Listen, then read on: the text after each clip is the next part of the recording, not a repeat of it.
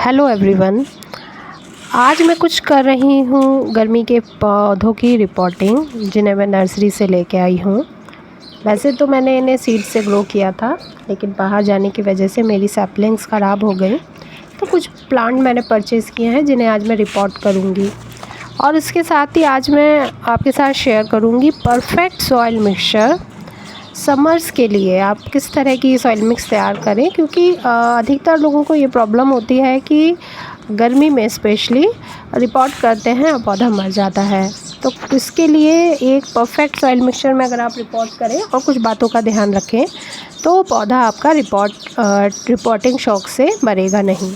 तो देखिए, यहाँ पे कुछ प्लांट हैं, जैसे जीनिया में लेके आई हूँ, कॉस्मोस, और ये जो सामने पोर्चुलाका देख रहे हैं, ये मैंने कटिंग से ग्रो किया था। तो जितने भी प्लांट्स होते हैं ना, तो उन्हीं के अकॉर्डिंग आपको सॉइल मिक्सचर बनानी होती है। आप पोर्चुलाका को एकदम well drain potting soil mixture में लगाएंगे। जीनिया की थोड़ी सी मॉइस्ट बनी रहनी चाहिए सॉइल मिक्सचर। उसी तरह से ध्यान में रखते हैं हम पौधे के अकॉर्डिंग ही। जैसे सक्लेंट्स को अलग सॉइल की ज़रूरत होती है, सीजनल प्लांट को अलग, और परमानेंट जितने भी प्लांट होते हैं उनको एक तरह की अलग तरह की सॉइल मिक्सचर में हम लगाते हैं। लेकिन सबसे मेन जो ध्यान देने वाली बात है, जो सॉइल मिक्सचर है वो वेल ड्रेन होना चाहिए कि पानी दें और तुरंत ड्रेन आउट हो जाए। लेकिन कुछ प्लांट ऐसे भी हैं, जैसे अम्ब्रेला पाम, उसमें मॉइस्चर बना रहना चाहिए, तो उसे पोरस सॉइल की ज़रूरत नहीं होती है। तो पौधे के नीड के अकॉर्डिंग हम सॉइल मिक्सचर तैयार करते हैं। तो सबसे पहले तो आप मिट्टी, कोई भी नॉर्मल मिट्टी ले लीजिए। जैसे मैं पुराने गमलों की मिट्टी को ही यूज़ कर रही हूँ। आप अगर कहीं बाहर से ला रहे हैं या पुराने गमले की मिट्टी ले रहे हैं, कोई भी मिट्टी ले लीजिए। इसको सबसे पहले हम करेंगे सोलराइजेशन, मतलब एक ये पुराना बहुत ही प्राचीन मेथड है। हमारी मिट्टी में कोई भी अगर वो हानिकारक पेस्ट या उनके एग्स अवेलेबल हैं, तो उनको ये एक तरह से इन्फेस्टेशन करती है, जो सूरज की किरणें होती हैं। जाड़ों में 2 से 3 दिन की, और गर्मियों में तो इस समय जितनी गर्मी पड़ रही है, सुबह 2 से 3 घंटे की धूप दिखाएं बहुत है। तो उससे क्या होगा, उसके अंदर जितने भी हानिकारक यीस्ट, मोल्ड, फंगी और जितने भी जैसे बहुत सारे स्नेल, स्लग्स, इन सब के एग्स भी रहते हैं, तो वो ख़त्म हो जाते हैं। और सोलराइजेशन के समय में थोड़ी सी वुड ऐश, माने लकड़ी की जो राख होती है, वो मिला देती हूँ, जो एंटीबैक्टीरियल और एंटी फंगल होती है। उसके बाद आपको क्या करना है, ये जो मिट्टी है, इसको आपको वेल ड्रेन बनाना है। वेल ड्रेन बनाने के लिए हम क्या करते हैं, सैंड ऐड करते हैं, राइस हस्क ऐड करते हैं, या कोकोपीट ऐड करते हैं। तो देखिए, यहाँ मेरे पास राइस हस्क मुझे नहीं मिल पाता है जहाँ मैं रहती हूँ शहर में।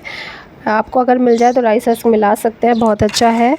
लेकिन कई पौधे हैं, और जैसे इंडोर प्लांट में अवॉइड कीजिएगा, क्योंकि फंगस लग सकती है। तो आप सैंड क्ले सॉइल में मिलाएंगे तो उससे वो सीमेंट जैसी बन जाती है। तो उस कंडीशन में आप राइस हस्क या कोकोपीट मिलाइए। अब इनकी कितनी परसेंटेज आपको रखनी है, ये भी बहुत मैटर करता है। जो सीजन प्लांट होते हैं ना, उनकी तो लाइफ साइकिल 6 से 8 महीने होती है। लेकिन जो मेरे पास आप देखेंगे, अधिकतर मैं सीड से ग्रो करती हूँ, तो पिटूनिया वगैरह भी अभी तक मई तक अभी फ्लावरिंग कर रहा है। तो ऐसे ही सेम जीनिया वगैरह भी नवंबर तक फ्लावरिंग करता है। तो ये इसका मतलब मेरे पास बरसात में भी बना रहेगा। और सेम जैसे ये पोर्चुलाका है, पोर्चुलाका को तो अगर आप इसमें कोकोपीट मिला देंगे तो ये बिल्कुल भी अच्छा नहीं चलेगा, क्योंकि कोकोपीट मॉइस्चर होल्ड करके रखती है। तो मैं जिस सॉइल को यूज़ कर रही हूँ वो क्लेई, चिकनी मिट्टी बिल्कुल नहीं है। तो मैं इसको वेल ड्रेन बनाने के लिए इसमें मिलाती हूँ सैंड। तो सैंड को आप अधिकतम 1 पोर्शन तक, अगर 1 भाग आप गार्डन सॉइल में, 1 भाग आप सैंड मिला सकते हैं। आप देख रहे हैं ये, क्योंकि ये गमले की पुरानी मिट्टी है, और आप देख सकते हैं कितनी भुरभुरी है, और अच्छा खासा सैंड का इसमें परसेंटेज है। तो इसीलिए मैंने इस बार सैंड नहीं मिलाई। चाहती तो थोड़ा बहुत मिला सकती थी, लेकिन मैंने देखा ये बहुत अच्छी भुरभुरी बनी हुई है, तो सिर्फ थोड़ा कंपोस्ट देने से ही चल जाएगा। तो लेकिन चिकनी मिट्टी हो तो उस कंडीशन में सैंड अगर मिलाएं तो वो ठोस हो जाएगी।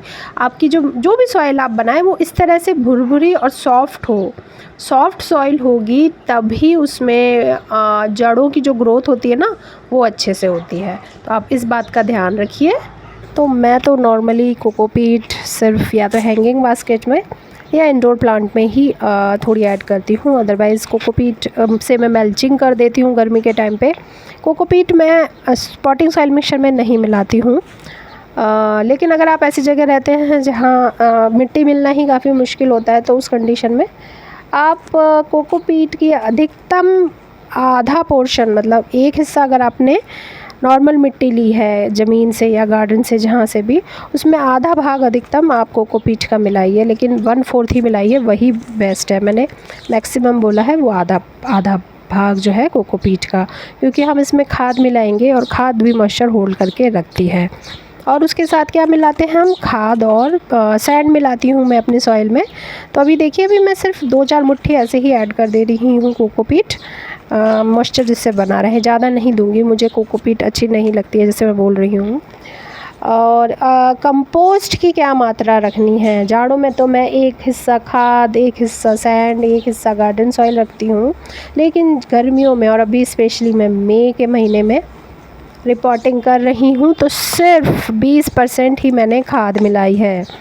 क्योंकि खाद जो है वो गर्म होती है, ऑलरेडी गर्म है, और इस समय अगर हम इतनी मात्रा में खाद देंगे तो उस समय भी कई बार आपका पौधा ख़राब हो सकता है। तो खाद की को 20% मिलाइए जिससे सॉइल ठंडा रहे, पौधों को थोड़ी ठंडक मिले। ठीक है, 20% खाद इनफ है, इस समय आप मिला दीजिए, फिर जुलाई में थोड़ा दे दीजिएगा। तो ये मैंने खाद मिला दी है। उसके साथ थोड़े से और जैसे मैं कुछ पोषक तत्व, जैसे हम सभी जानते हैं पौधों को बहुत से मैक्रो और माइक्रो न्यूट्रिएंट की आवश्यकता होती है, तो वो भी मैं ऐड करती हूँ। तो 7 इंच के गमले में आधा मुट्ठी करीब नीम खली पाउडर मिला दे रही हूँ और आधा मुट्ठी ही करीब मैं बोन मील पाउडर दे रही हूँ, और इसको अच्छी तरह से मिक्स कर लूँगी। और ये पॉटिंग सॉइल मिक्सचर तैयार है रिपोर्टिंग के लिए। बस ध्यान रखिए जो भी मिक्सचर तैयार कर रहे हों, क्योंकि मेरे पास जो सॉइल है, आप जहाँ से सॉइल लाएंगे, आप जानते हैं कि जैसे ही हम 10 से 15 किलोमीटर में जाते हैं मिट्टी, लैंग्वेज सब बदल जाती है। तो इसीलिए आपके यहाँ भी सेम परसेंटेज में आप सामान मिलाएंगे तो अच्छी मिट्टी तैयार हो जाएगी, ऐसा नहीं है।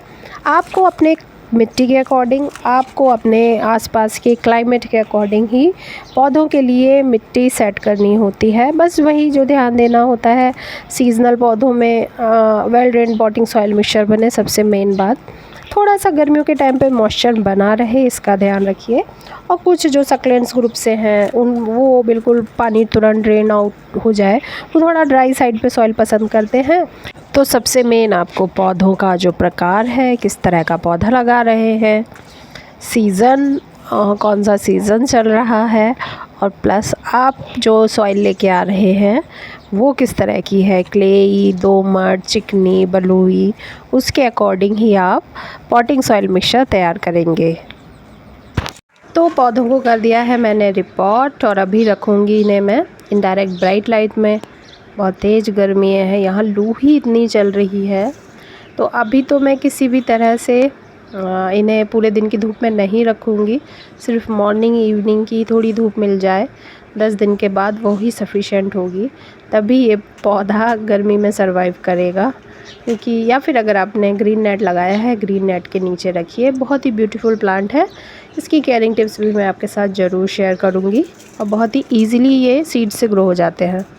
और यहाँ देख रहे हैं आप, क्योंकि अच्छी सॉइल में अगर आप लगाएं तो पिटूनिया दिसंबर से लेकर अभी तक फ्लावरिंग कर रहा है। छोटे छोटे हो गए थोड़े से फूल, लेकिन एक दो फूल खिल रहे हैं। लेकिन जल्द ही ये टाटा बाय ये भी बोलेंगे, क्योंकि ये सीज़नल है, परमानेंट नहीं है।